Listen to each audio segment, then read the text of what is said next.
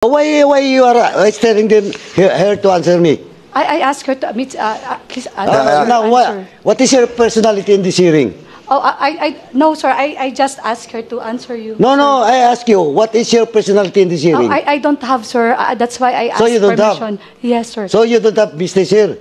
I assist the San Juan Police Station. Oh, you assist. You're the Yes. counsel. Yeah, yes, sir. I assist. Oh, you them should today. present yourself in this committee, not hiding at the back. Second, let me remind you, attorney, if the chairman will not allow you to give advices to your clients, you cannot. Yes, sir. I understand, sir.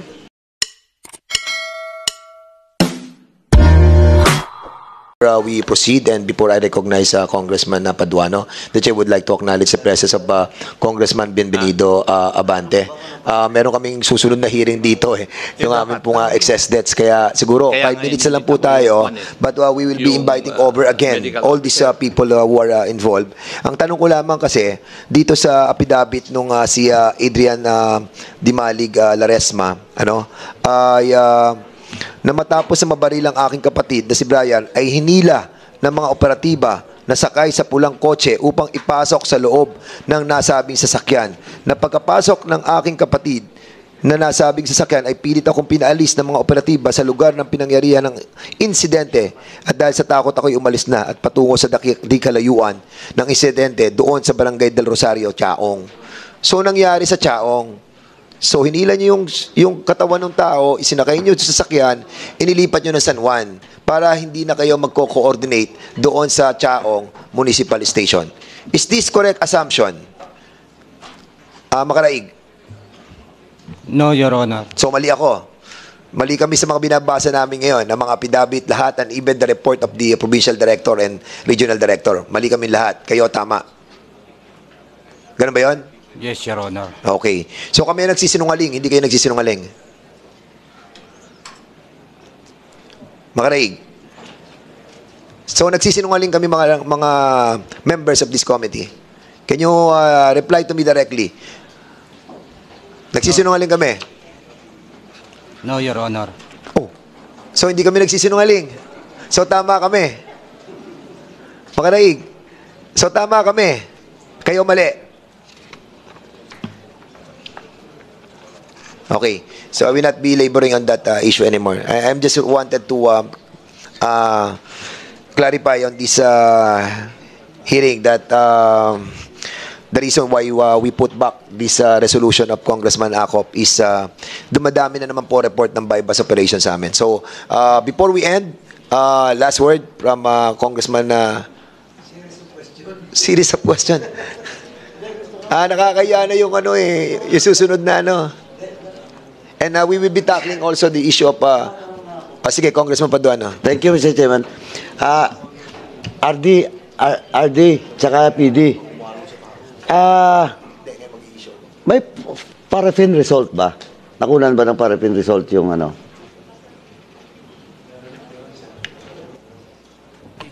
Sir, meron na po. Iron. So, anong resulta ng paraffin result? Negative po pareho, Your Honor. Negative pareho. O di, ayun. Napakagaling mong bumaril, binaril ka. Perez ba? Perez. Pero nung lumabas yung paraffin result, paraffin test, negative. O saan ngayon ang pagpuputok ng biktima? O ito pa, sabi mo kanina 5 meters. 5 meters ha? 5 meters. Mr. Laresma.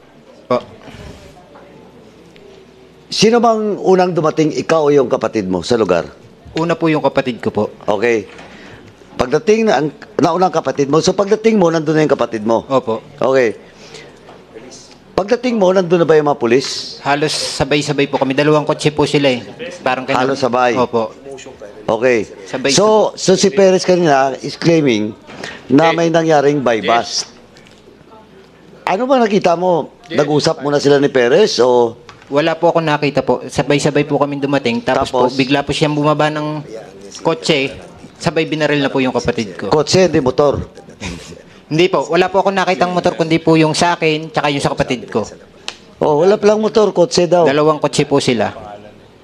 Perez. Sabi mo kanina may motor ka. Perez, tinatanong kita. Yes, Your sandali, Honor. excuse Mr. Chairman, may I ask that lady? At your back?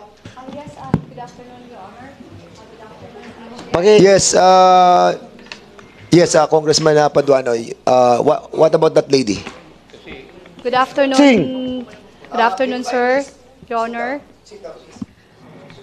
Good afternoon, Chairperson, and to the members. I approached the Secretariat a while ago and introduced my name. I am Attorney Rotzi Laurino Bermejo, and I will tell them that I will be sitting at the back, sir.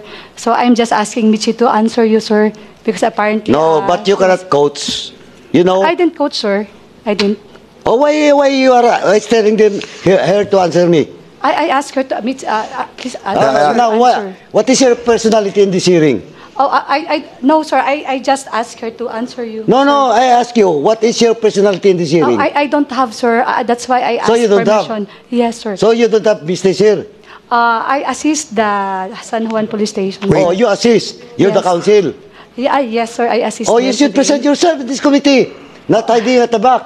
Second, let me remind you, attorney, if the chairman will not allow you to give advices to your clients, you cannot. Yes, sir. I understand, sir. You understand, but you never tell us that you go. I went No, to the in this secretariat. committee, not in the secretariat. Oh, I'm sorry about that, sir. Were you invited by this committee to be present on today's hearing? No, sir. I was Oh, not. why are you here? Who invited you over? The San Juan Police Station, sir. Who hired you to be a part of their team? It was the police station of San Juan. Police station, because the police station is being sorry, hold on. represented by the new chief of police, Sir, Hindi siya. Sir Lingan and the rest. So you were hired by Colonel Tay Layag to be his personal counsel. Yes, sir. I was But requested, you Mr. Chair. did not inform the committee or the COMSEC about your presence on today's hearing. I informed the secretariat a Who? while ago, sir. Who among us? Over there. Na-inform ba kayo? I am so sorry, but I informed them a while Ngayon lang. ago. Oo. Ma'am, yes, sir, sorry. Mr. Chairman. Okay, but nevertheless, please, if you whisper or say something on those invited resource speakers, you ask the permission of the chair. I advise. Otherwise, in the next time, we will putting you outside of this committee hearing. Okay? Go ahead, I Congressman. understand perfectly, Your Honor. Thank Okay. you. Thank you, attorney. Thank you, sir. Sorry. Perez. O yun.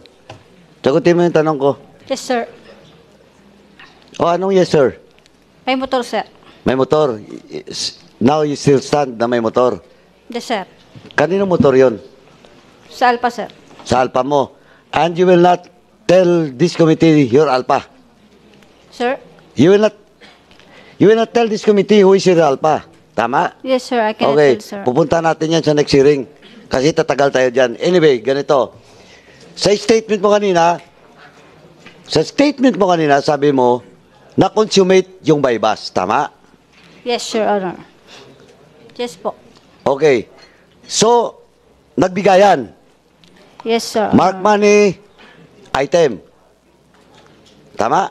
O ba't pinatukan mo yung subject? Sir, mas nauna niya po akong pinutokan. Hindi nga, ang tanong nga, ba't puputukan ka ng subject? Na-consummate ang bypass eh. Kung nagdududa sa'yo, yung subject nyo, dapat hindi na-consummate yung bypass, nagkabarila na. Oh, di ba? And, alam mo, Perez, hindi ako investigador, si chairman na ako pa investigador, pero nakakaintindi rin ako konti sa investigasyon. Tsaka chairman, tingnan mo sinasabi niya kanina, mas mabuti sana sinabi mo na hindi na-consummate. Kasi kung na-consummate, walang reason na paputukan ka ng subject. Second, kung na-consummate yung bypass, hindi kayo magkalayo nun. At saka nagkaputukan. Kasi, paano makonsummate ang isang bagay kung 5 meters yung distance nyo? Magbibigayan ba kayo? in 5 meters, o ilagay mo dyan. Yung pera, ilagay ko dito yung items. Ganon ba? Hindi. In short, kung na-consummate yung transaction, kadikit mo yun. At the very least, yung distansyo is only 1 meter. Not 5 meters. Oh, Congressman Paduano, if I may. Medyo late na po tayo sa susunod na Anyway, issue. But I promise you. Last na, Chairman, ito manifestation In the na lang. next hearing, you will be the first to ask Hindi, questions. manifestation na lang, Mr. Chairman. Okay, go Hindi na ahead. ako magtatanong. Anyway, Perez, sa mga pulis, alam nyo, hindi pa tayo tapos. No? In the next hearing, baka madagdag kayo dyan. Saka alam ni RD yung record ko, As a private citizen, as a congressman, alam ni RD kung paano ko sumuporta sa pulis. Pag tama kayo, titindigan kayo dito sa Congress. Pero pag mali kayo, pasensyahan tayo dito. Sa ngayon pa lang, alam ko nagsisinungaling ka, Perez. And I have to ask again, yung mga kasamaan mo dyan, pati yung investigador nyo. Kasi 5 lang naman kayo, di ba? Nag-operate. Yes, Tama? Sir. Yes, Your Honor. Chairman, I will reserve my question Yes, in the next okay. hearing. Thank you so much, Chairman. Congressman Paduano. And let this be a reminder to all our members of the organization. Medyo mabigat po itong ating mga kinalalagyan. Nakakaawa po yung mga matitinong mga pulis. Nadadamay po sila. But we have to do this. We have to do this to cleanse the structure of our PNP. Last na tanong ko na to bago tapusin. Kasi kanina nalaman natin 7 PM lang dumating yung yung PIDEA report. Tapos 6:45 nag-operate na kayo. No firearm, na nakalagay sa initial report yung 38 caliber, wala. Tapos no coordination with the Chaong Police Station. So, have you done this on your own? Ano na lang, I know Colonel wala ka doon, no? Chief, wala ka doon, no? Wala ka sa area, di ba? After the operation po ako dumating, sir. Saka ka dumating.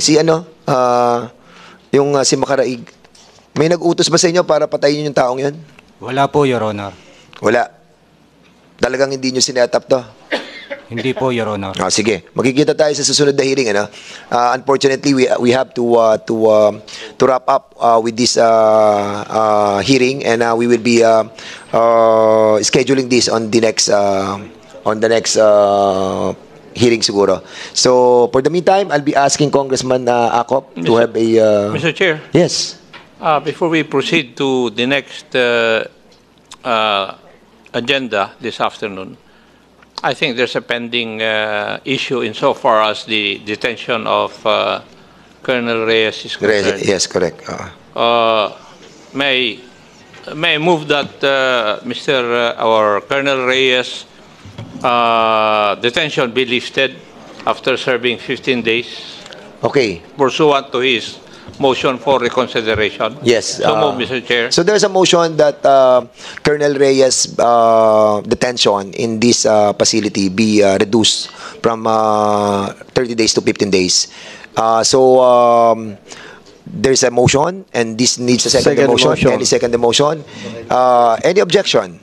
Hearing none, the said motion is now approved. So, we will be issuing an order of release for Colonel Reyes, and the Sergeant of Arms who is here right now is being ordered to facilitate the custody of the 8 PNP officers who have been cited in contempt. So ordered.